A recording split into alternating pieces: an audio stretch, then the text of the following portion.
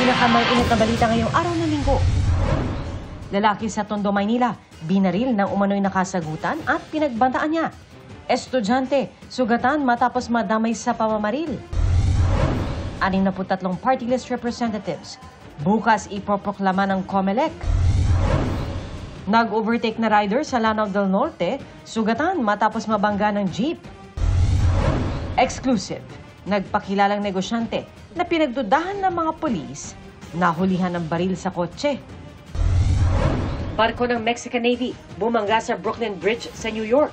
2 patay. Inaugural Mass ni Pope Leo XIV ngayong araw, dinaluhan ng mga Katoliko at world leader. Pagbibigay ng Fisherman's Ring sa bagong Santo Papa, iniatang kay Luis Antonio Cardinal Tagle. At Barbie Fortasa at David Licauco na parehong nasa fitness era ngayon. Kailan kaya tatakbo na magkasama? In-invite ko siya mag-run. Nahiya ako kasi nga lagi siyang busy. Social media.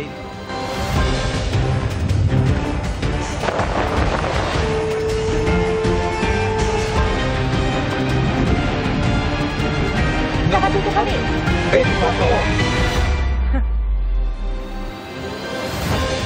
Live na kuha po ito sa Vatican City kung saan isinasagawa ang inaugural mass para kay Pope Leo XIV. Seremonya po ito na hudyat ng kanyang opisyal na pamumuno bilang lider ng Simbahang Katolika, mahigit 2 linggo matapos ang conclave. Ang iba pang detalye, ihahatid namin maya-maya lang. Magandang hapon po. Malubha ang lagay sa ospital ng isang lalaking biktima ng pamamaril sa Tondo, Maynila. Isang estudyante ang nadamay sa pamamaril.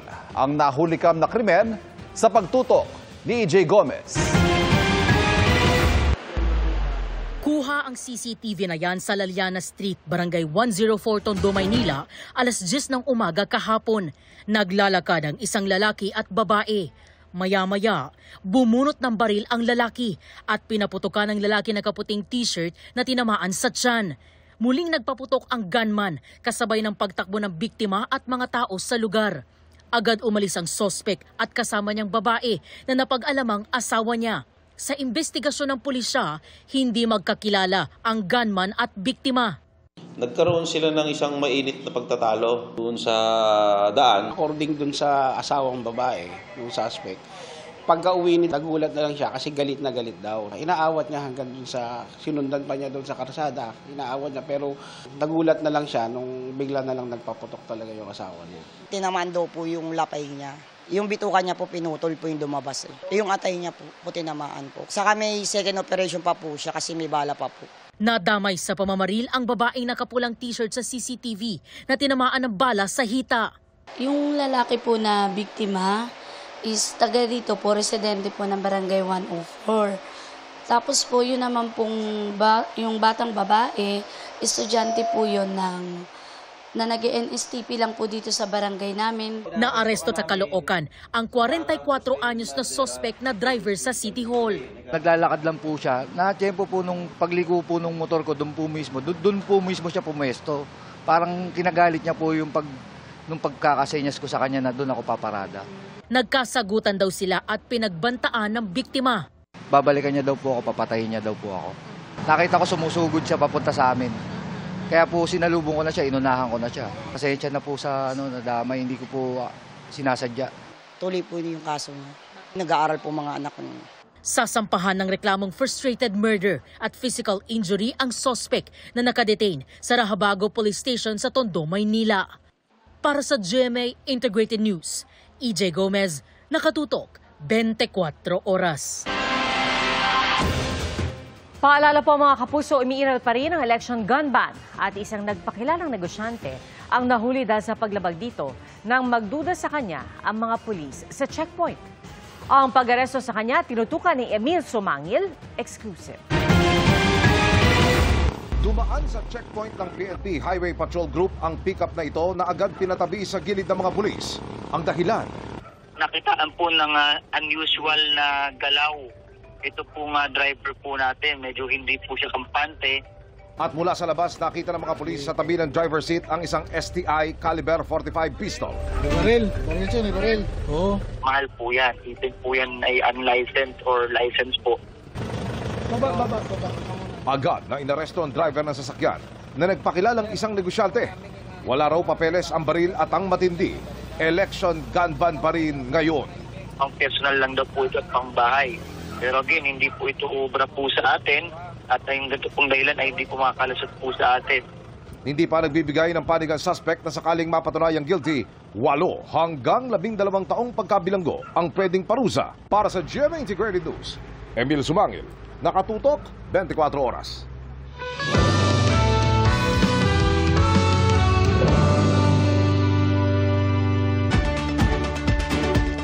Pagkatapos ng mga senador, sunod namang ipoproklama ng COMELEC ang mga nanalong party list group sa eleksyon 2025. Bukas ilalabas ang listahan at kung ilan ang nakalaang pwesto sa kanila sa Kamara. Nakatutok si Darlene Cai.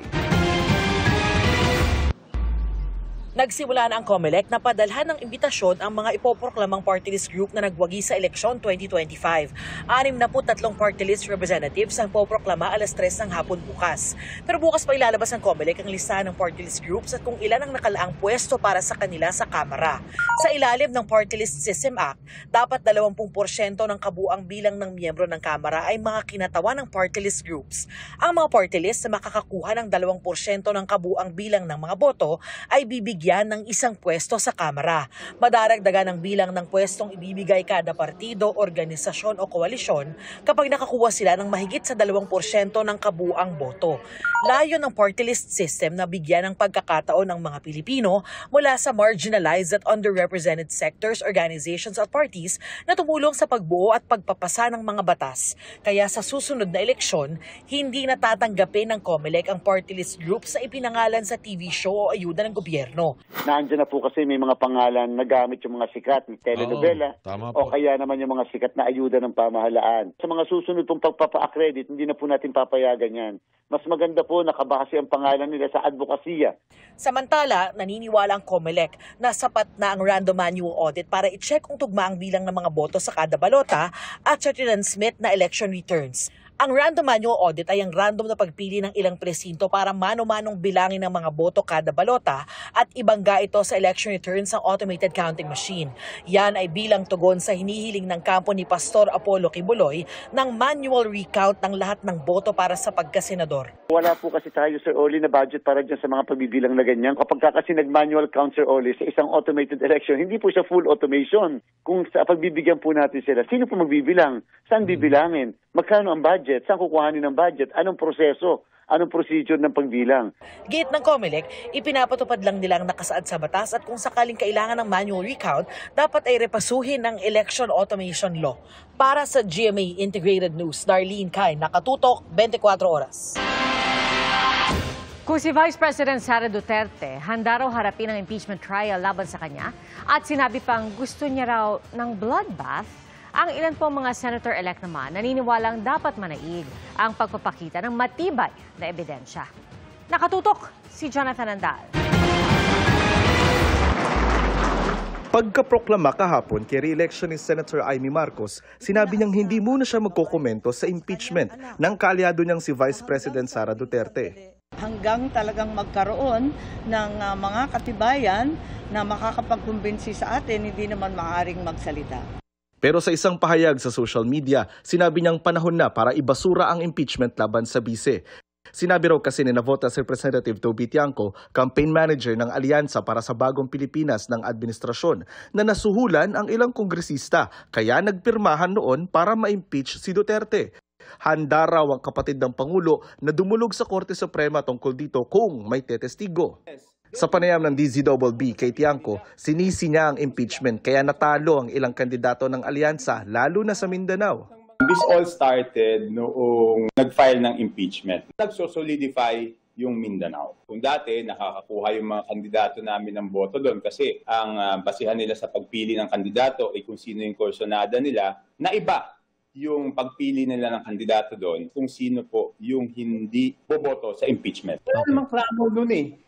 Kung sa Cebu, ano bang ginawa na dun sa impeachment? 'Di ba? Nagsalita na yung mga Yung mga in-interview na napilitan lang po kami pumirma sa impeachment kasi po iipitin yung pondo namin. So, Itinanggihan ng liderato ng Kamara. No one was coerced, no one was, how do you say it, asked to sign. You know, everybody signed the impeachment based on their own volition. Kinontra rin ni Deputy Majority Leader Judas Sidre si Tiangco. Nanalo nga raw sa eleksyon ang 100 sa 115 district representatives na pumirma sa impeachment, kasama ang 36 sa 44 na kongresistang mula Mindanao. Si Sagip Party List Representative at Senator-elect Rodante Marcoleta, natatayong Senator Judge, sinabing mali ang basihan ng impeachment. Nakita ko kasi kung paano nila inilatag. Mali ang batayan, mali ang proseso. Pagdebatihan muna natin kung talagang kinakailangan matuloy o hindi. Hindi pumirma si Marcoleta sa impeachment, maging ang dalawa pang senators-elect na sina Las Piñas Representative Camille Villar at ACT-CIS Representative Erwin Tulfo. Mahirap po kasi nagsasalita No, wala po ako nakikita ng dokumento I mean, if pirma, kaya ho talagang hindi ako pumirma. So, this is the time sa Senate na makikita ko pareho, maririnig ko pareho magpe-present ng kanilang mga pieces of evidence. I would advise the prosecution team of the House to really present credible evidence. Ang ibang bagong proklamang senador ayaw muna magkomento sa impeachment. No comment muna po ako dahil magiging impartial po kami kung magkakaroon po ako ng komento ukol dyan. Antayin po natin yung ebidensya. And then hindi ko rin alam kung sigurado yung takbo ng impeachment kung kailan mag-uumpisa, kung ito ay mag-carry over ba or hindi. Pero si Vice President Duterte, sinabi kahapon na gusto niyang matuloy ang paglilitis. Sinabihan ko na rin talaga sila, really, I truly want a trial because I want a bloodbath talaga. Sagot ng isang kongresistang tatayong prosecutor sa impeachment. Hindi kailangan maging bloodbath dahil gusto nating malinaw lang ang pagkakalatag ng ebidensya. 16 na boto ang kailangan para makonvict ang bise, 9 naman para ma-acquit. Base sa komposisyon ngayon ng mga tatayong senator judge, 7 na ang markadong kaalyado ng mga Duterte. Obligasyon na lang namin na mailatag ng malinaw ang ebidensya para sakaling ang kanilang konsyensya, mababalansin nila sa kanilang isip na dapat nga ba ma-convict o dapat ma-acquit. Para sa GMA Integrated News, Jonathan Andal, nakatutok, 24 oras. Bigumang makuha ng alyansa ang clean sweep ika nga sa eleksyon 2025, kailangan magpatuloy sa trabaho kasunod ng eleksyon, ayon mismo kay Pangulong Bongbong Marcos. Nakatutok si JP Soriano. Wish we had better results, but we live to fight another day. Pahayag ito ni Pangulong Bongbong Marcos of Party ng Alyansa para sa Bagong Pilipinas. Kasunod yan ng resulta ng eleksyon kung saan kalahati o 6 lang mula sa mga kandidato ng administrasyon ang nakapasok sa Senado. Kabilang sina re-elected Senator Pia Cayetano at Lito Lapid at Senator-elect Erwin Tulfo, Ping Lacson at Tito Soto. Kasama rin sa bilang si Senator-elect Camille Villar na inendorso rin noon ni Vice President Sara Duterte. Sa datos ng COMELEC, base sa mga boto mula sa Mindanao, nakapasok sa top 12 ang 12 kandidatong suportado ng mga Duterte. Ang campaign manager ng alyansa na si Navotas City Representative Toby Tiangco, isinisi ang resulta ng eleksyon sa Mindanao sa paghahain ng impeachment laban kay Vice President Sara Duterte. Para naman kay Vice President Duterte, walang ibang dapat sisihin kundi ang Pangulo. Why do I think that the Allianza senators did not perform well? It's because of the President. The people find him wanting of his promises. And the people expect more from the President, particularly with regard to his work for our country. Sinusubukan pa naming makuna ng pahayag ang Malacanang kaugnay nito. Pero sabi ng Pangulo sa party ng Alyansa, di na ito ang panahon para pag-usapan pa ang mga issue sa politika. It's time to put all of the issues that were raised during election and only talk about not political issues but developmental issues, healthcare issues, education issues, agricultural issues, food supply issues, all of these things.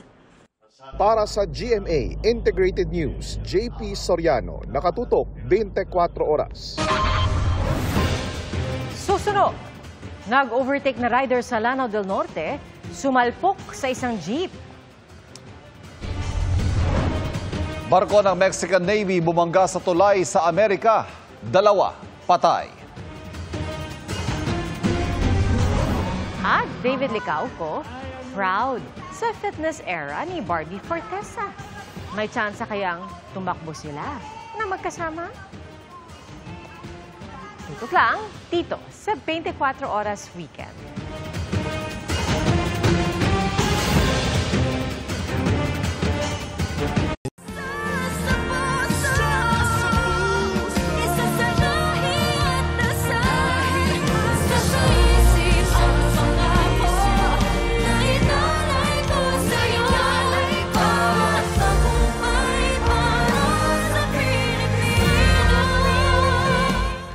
Hindi lang ako reporter, ako ay isang storyteller. Hindi sapat na nakuha ko ng tama yung impormasyon. Gusto ko maikwento ito ng malinaw at naiintindihan ng lahat. GMA Integrated News, ang news authority ng Filipino. Na ipararating ko dun sa iba't ibang ahensya ng gobyerno, yung mga hinaing, yung mga kinakailangan ng taong bayan at may pahahatid ko sa kanila yung serbisyong totoo, serbisyong may puso. GMA Integrated News, ang news authority ng Filipino. Kami ang Team Totoo, ang aming panata. Bantayan ang mga magtatangka na magpakalat ng maling impormasyon. Magkaisa tayong labanan ng fake.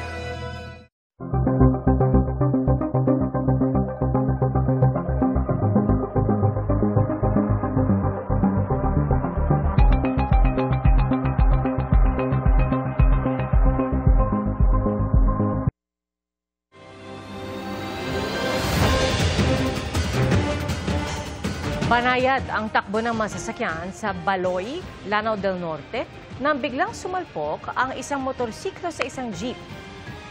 Sa isa pang video, makikita nag-overtake ang rider bago bumangga sa jeep sa kabilang lane.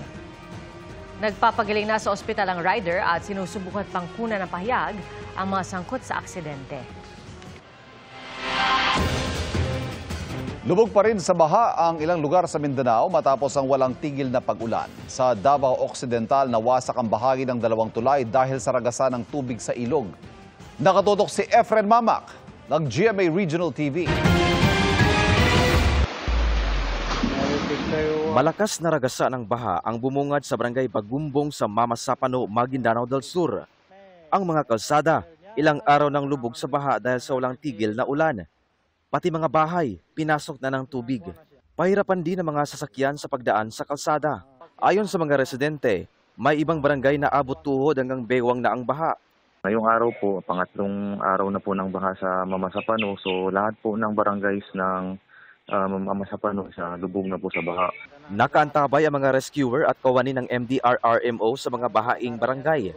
Nagsagawa naman ng aerial survey ang Office of Civil Defense sa mga binahang lugar sa Maguindanao del Sur. Nakikipag-ugnayan din sila sa PDRRMO at MDRRMO para ma-monitor ang sitwasyon at makapagbigay ng emergency operations. Bumigay naman ang isang bahagi ng Manguile Bridge at Lawayon Bridge sa Jose Abad Santos, Davao Occidental. Lumakas ang agos ng ilog matapos ang pag-ulan simula kahapon. Hindi madaanan ang 2 tulay na nagpokonekta sa kanila at sa bayan ng Don Marcelino. Yung mga approach niya kasi hindi siya sementado. Yung gawa ng DPWH kasi is parang nakatambak lang yung lupa, and then because of the mabilis, malakas na agos ng tubig, nadala po yung lupa. Nagsagawa na ng clearing operation sa lugar. Payo ng LGU sa mga motorista na maghanap muna ng alternatibong ruta para makatawid. Sa ngayon, nagsasagawa na sila ng assessment para agad itong masolusyonan. Bukod sa mga naputol na tulay, nawalan rin ng kuryente sa buong bayan.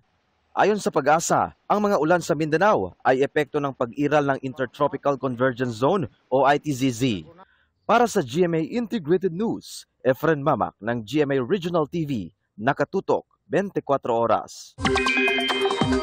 Mga kapuso, 2 weather systems ang nagpapaulan sa iba't ibang lugar sa bansa ngayong araw.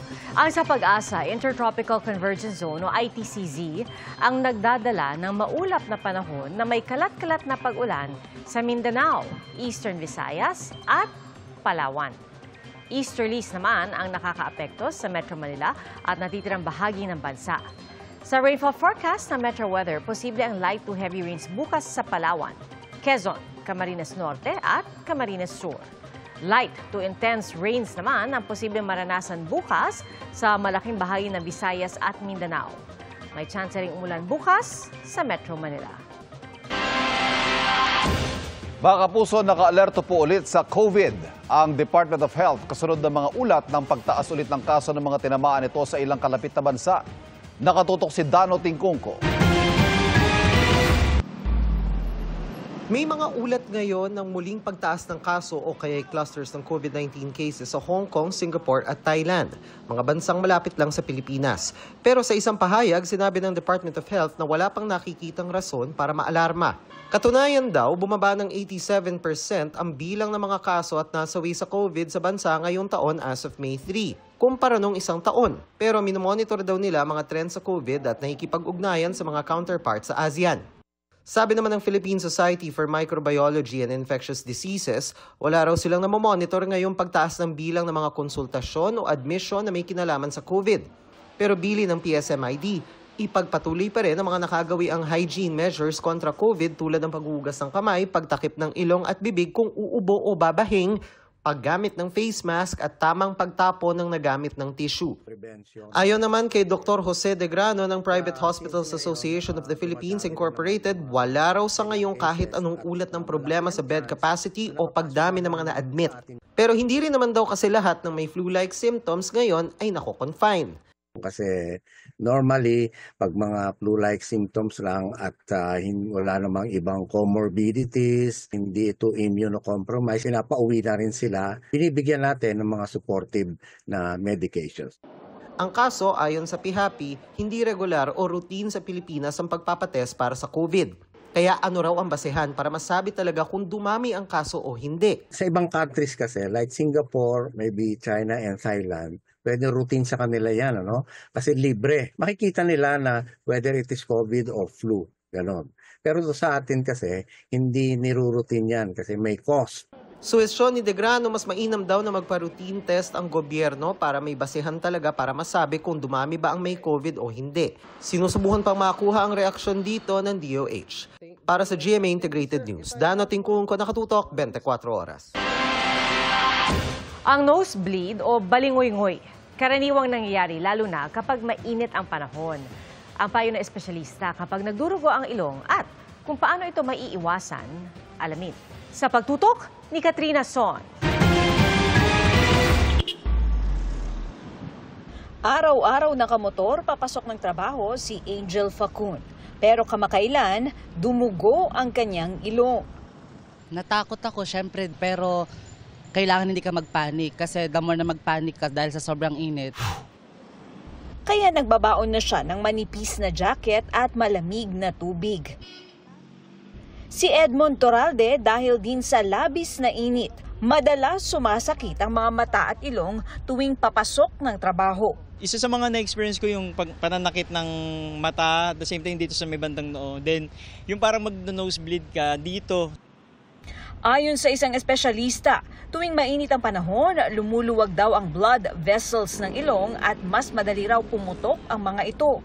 Kapag mainit kasi ang panahon, tumataas yung temperatura ng ating kapaligiran. Matutuyo rin yung hangin dahil dito natutuyo rin yung loob ng ilong natin. Kapag ito ay nagiging manipis tsaka marupok, mas madalas itong mag-crack o pumutok.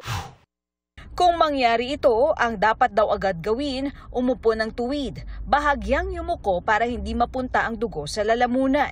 Sa ganyang posisyon, pisilin ang ilong. Ituloy ito hanggang huminto ang pagdurugo. Pero kung mahigit 20 minuto na at hindi pa yan maaampat at may ramdam ng hilo, panghihina, pamumutla o hirap sa paghinga at lagnat, agad magpakonsulta sa doktor. Bukod dyan, iwasan ang pagsinga ng malakas, no? Iwasan ang pagkamot o pagputkot sa loob ng ilong. Ugaliin po natin mag-hydrate. Meaning, uminom po tayo ng maraming tubig para hindi matuyo ang mga mucous membranes.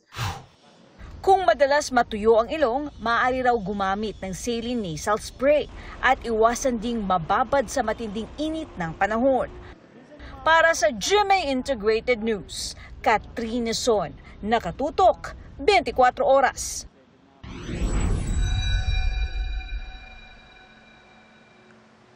Mabilis na chikahan tayo para updated sa showbiz happenings.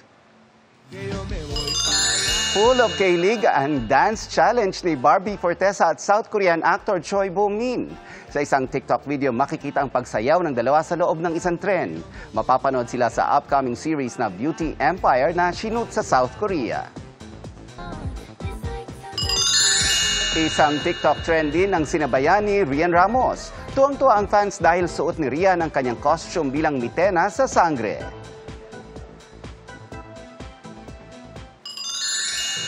Black eye naman sa kanang mata ang inabot ni Solen Heussaff.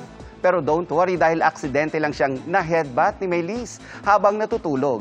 Biro ni Solen, next time matutulog siya ng naka-helmet.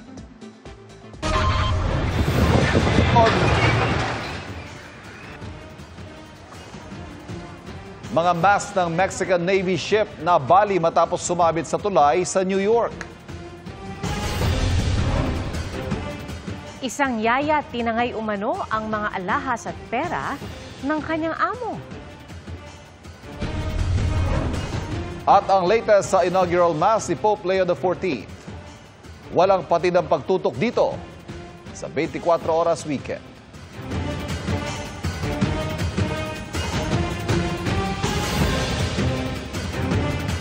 Kami ang Team Totoo. Panata naming tiyakin na sinuri at mapagkakatiwalaan ang impormasyon bago ito ibalita. Magkaisa tayong labanan ng fake. Ang mas malaking misyon ng GMA Integrated News ay magbigay ng balitang tama, napapanahon at nagagamit. There's only one true north. At ang GMA Integrated News ay ang true north pagdating sa balitaan. GMA Integrated News, ang news authority ng Filipino.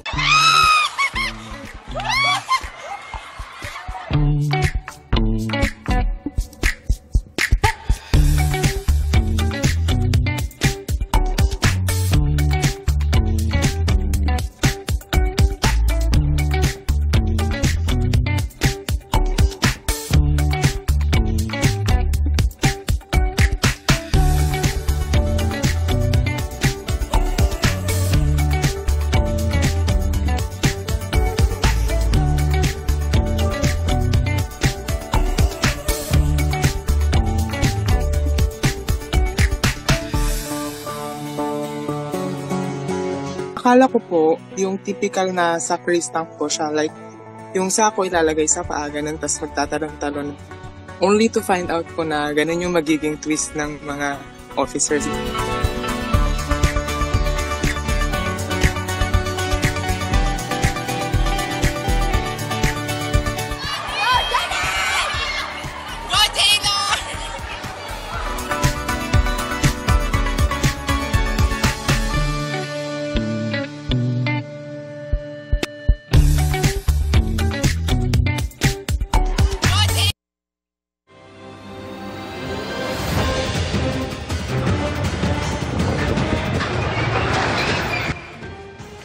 Isa-isang naputol ang mga mast o pole ng sailing vessel na ito ng Mexican Navy nang tumama ito sa ilalim ng Brooklyn Bridge sa New York sa Amerika.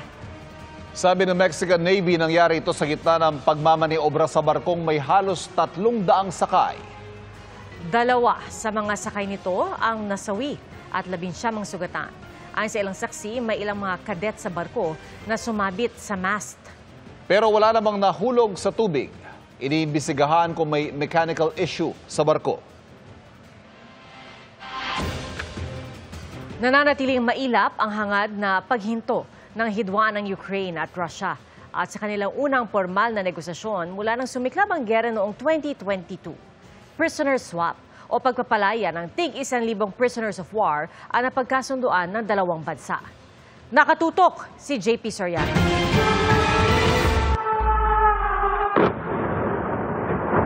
Mula pa noong 2022, nananatiling war zone ang Ukraine dahil sa panggigiyera ng Russia.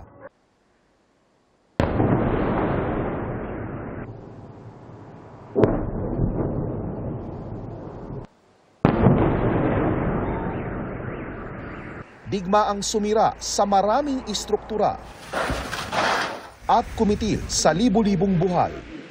Mula ng sumiklab ang gyera, gumulong kahapon ang pinakaunang formal na peace talks ng magkabilang partido na ginanap sa Istanbul, Turkiye. Wala pang 2 oras tumagal ang usapan na pinangunahan ng Turkish Foreign Minister. Aniya, posibleng hindi makamit ang ceasefire na nais ng Ukraine sa lalong madaling panahon. Isa lang ang kanilang napagkasunduan. Our first priority was people, and that's why we negotiated to free 1,000 people, and we reached to a conclusion, reach to an agreement to exchange 1,000 people. Napag-usapan din nila ang pag-uusap ng mga lider ng dalawang bansa, bagay na kinukonsidera ng Russia. После того, как такое видение будет представлено, мы полагаем целесообразным, тоже об этом договорено.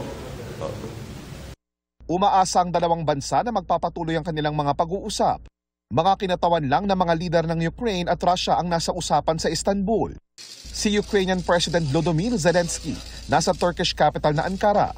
Aniya, tanging kay Russian President Vladimir Putin lang siya makikipagkita. I call on Putin to give his delegation real authority. At giit ni Zelensky, ceasefire o paghinto ng bakbakan ang kanilang prioridad. Our number one priority is a full, unconditional and honest ceasefire. This must happen immediately to stop the killing and create a solid basis for diplomacy, first of all. Then it will be 100% clear that Putin continues to undermine diplomacy. Para sa GMA Integrated News, JP Soriano, nakatutok 24 oras. Libo-libo mga Katoliko at world leader ang nasa Vatican City ngayon para sa inaugural Mass ni Pope Leo XIV. Kabilang sa seremonya ang paggawad ng kanyang Fisherman's Ring na isinagawa ni Luis Antonio Cardinal Tagle. At mula sa Rome, Italy, nakatutok live si GMA Integrated News stringer Andy Peñafuerte. Andy, magandang gabi mula dito sa Pilipinas. Buongiorno mula dito sa Roma. Viva il Papa, long live the Pope. Yan po ang sigaw ng mga libo-libong deboto dito sa Vatican City at sa Rome bilang pagdiriwang sa formal na pagsimula ng papacy ni Pope Leo XIV.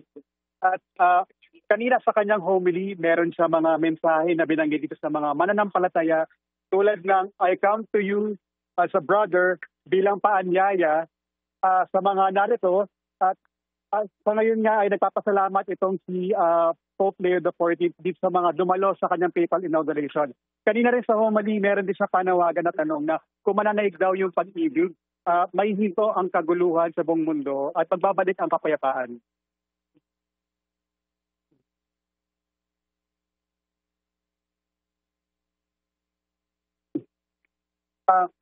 Si Cardinal Dominic Mamberti ang naglagay ng pallium o yung wool vestment na simbolo ng tungkulin ng Santo Papa bilang pastol sa buong simbahang Katolika. At nagbigay naman ng espesyal na panalangin si Cardinal Fridolin Ambongo Besungo ng Democratic Republic of the Congo. Si Cardinal Luis Antonio Tagle ang nagpresent o yung nagharap ng Fisherman's Ring na simbolo ng otoridad ng Santo Papa bilang successor or kahalili ni San Pedro. At narito rin ang ilang world leader tulad ni US Vice President J.D. Vance at ni Ukrainian President Volodymyr Zelensky. At ngayong umaga, bago yung inauguration, sinorpresa ni Pope Leo XIV yung libo-libong mga mananampalataya dito sa Via della Conciliazione dahil nag-ikot siya ng halos 30 minuto sakay ang Pope Mobile. Ito po yung unang pagkakataon na sinakyan niya po itong Pope Mobile. At may mga pagkakataon pa na talagang huminto itong si Pope Leo XIV para i-bless yung mga sanggol, yung mga bata na narito.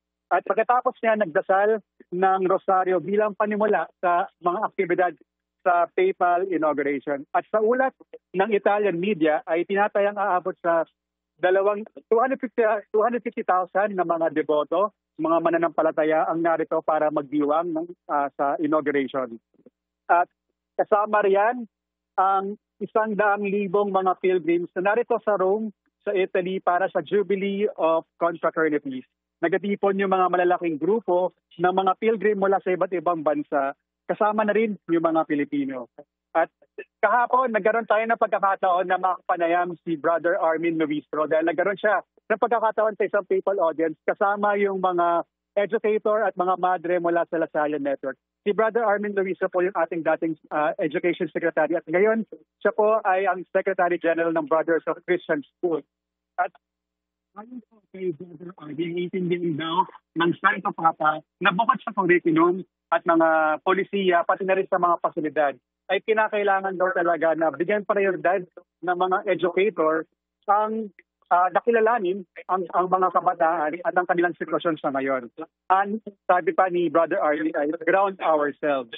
At sa ngayon ay 12:05 ng tanghali dito sa Vatican City at inaasahan na magsisimula na ang Regina Coeli o ito yung Queen of Heaven.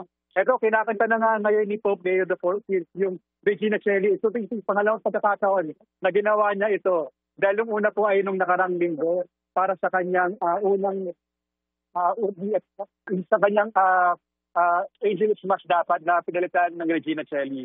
Ito po narinig natin ngayon na kakanta na ulit si Pope Leo XIV ng Regina Coeli. Yun po yung Queen-of-Heaven. Yan po ay ang panalangin para kay Mama Mary na magdiwang tayong lahat sa muling pagkabuhay ni Jesucristo. At pagkatapos ang Regina Coeli ay inaasahang makikipagkita at makikipagpulong si Pope Leo XIV sa mga delegation, international delegation. At yan muna ang latest dito sa Vatican City at sa Roma. Balik sa iyo, Ivan. Maraming salamat, GMA Integrated News Stringer Andy Peñafuerte III. Live po yan mula sa Rome, Italy.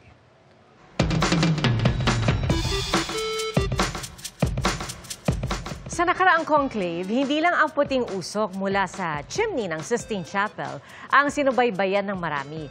Pati po yung mga ibong tumambay sa bubong, tila agaw eksena rin. Kuya Kim, ano na?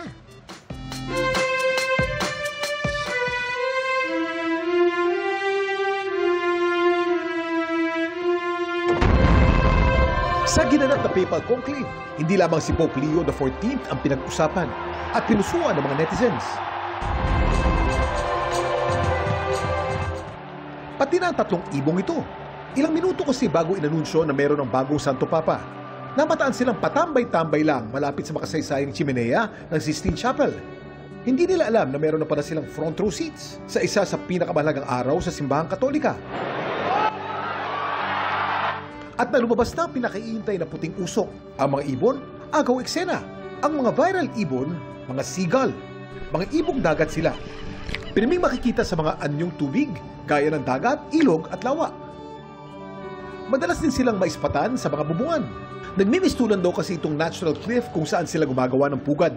Ang mga chimney naman, naglalabas ng init. Kaya nagiging komportable ang mga seagulls kapag tumatambay dito tuwing malamig ang panahon.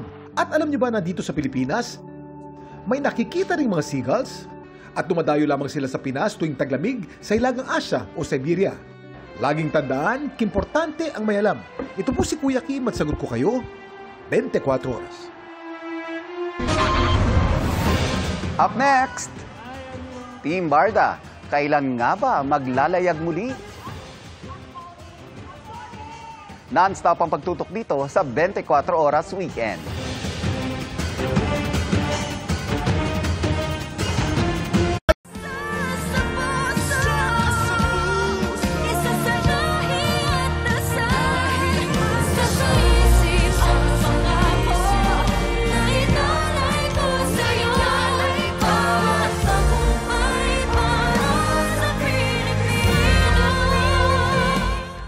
Nakadako nga misyon sa GMA Integrated News ang pagdulong sang siyempre leksyon, inspirasyon kag mapuslanon nga istorya paagi sa mga balita. GMA Integrated News, ang news authority ng Filipino.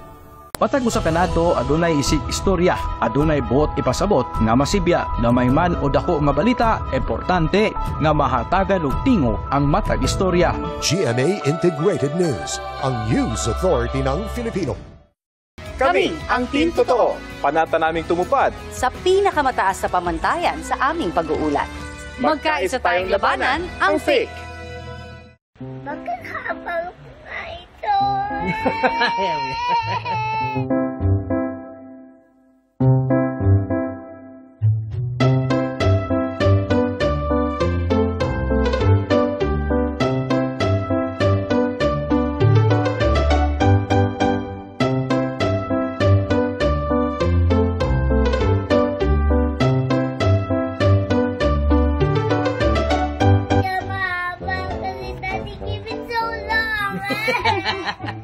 nagre-reklamo na siya na, Daddy, why is my name so haba? Pwedeng isa na lang, gano'n, isang name na lang dapat.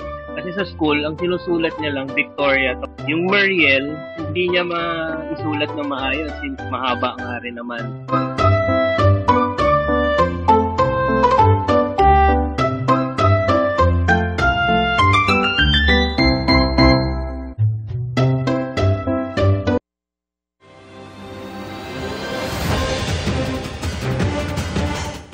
Hinahanap ngayon ng isang yayang tumangay umano ng mahigit 300,000 pisong halaga ng alahas at pera ng kanyang mga amo sa San Rafael, Bulacan. Sa kuha ng CCTV sa barangay Kaingin, madaling araw kahapon, kita ang babae may dalang maleta at bag na naglalakad bago sumakay ng tricycle paalis. Tangay na pala niya ang pera at mga alahas ng pamilya kung saan siya nangamuhan bilang yaya ng 4 na buwan. Ayon sa kanyang amo, nagulat silang naiwang bukas ang gate at wala na ang yaya. Nakabukas din ang cabinet kung saan nakatago ang mga pera at alahas. Sinubukan nilang kontakin pero hindi na sumasagot ang yaya na nakilala lang daw nila sa social media. Nagpablatter na sila sa barangay at nagsampa ng reklamo sa pulisya. Makikipag-ugnayan din sila sa mga lokal na pamahalaan kung saan sinasabing nakatira ang suspect. Epektibo po ngayong araw, bawal munang dumaan o maglakad ang mga pedestrian sa San Juanico Bridge matapos matuklasan na humihina ang istruktura nito. Pwede po silang itawid sakay ng mga coaster at mga light vehicles o magagaang sasakyan. Off-limits pa rin ang mga mabibigat na sasakyan at i-reroute ang mga ito sa ibang kalsada. Ayon po sa DPWH Region 8, ang mga sasakyang may timbang na 3 tonelada pababa lamang ang pinapayagang dumaan sa tulay. At dapat pang ayusin ang tulay para matiyak na ligtas ang mga dadaan. Ayon sa samahan ng mga negosyante sa Leyte, kritikal ang tulay dahil ito ang daanan ng mga truck mula Luzon at papuntang Visayas at Mindanao. Nananawagan na sila sa Malacanang na bilisan ang pagkumpuni ng tulay. Bumuo na po ng bagong task group na magbabantay sa seguridad sa San Juanico na isa sa mga pinakamahabang tulay sa bansa na nagdurugtong sa mga isa ng Samar at Leyte.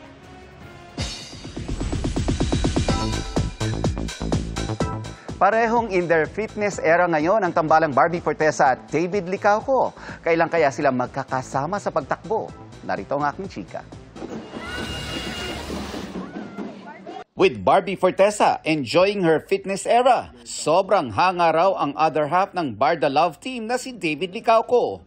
Bilang isang dating collegiate athlete at fitness enthusiast, nakikita raw ni David ang determinasyon ni Barbie ngayon. Yeah, first run, hindi nag-workout at all to 16 kilometers.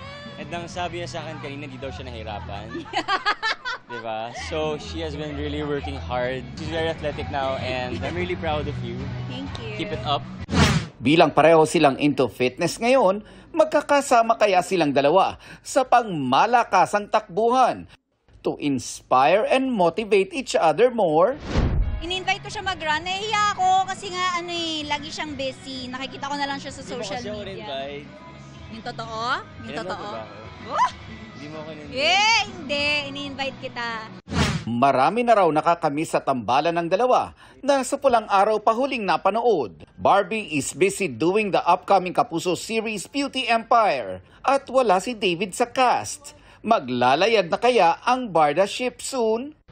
Mag-guest ako yata sa iyong teleserye, Gusto mo ba? hindi ba? Pwede naman. Depende sa'yo. Ayan. Basta marami po Yeah, kayo marami na pong abangan. Hopefully a movie this year. Yeah. And that's my chika this weekend. Ako po si Nelson Canlas. Pia, Ivan. Salamat, Nelson. At yan po ang mga balita ngayong weekend para sa mas malaking misyon at sa mas malawak na paglilingkod sa bayan. Ako po si Pia Arcangel. Ako po si Ivan Mayrina mula sa GMA Integrated News, ang News Authority ng Pilipino. Nakatutok kami 24 oras.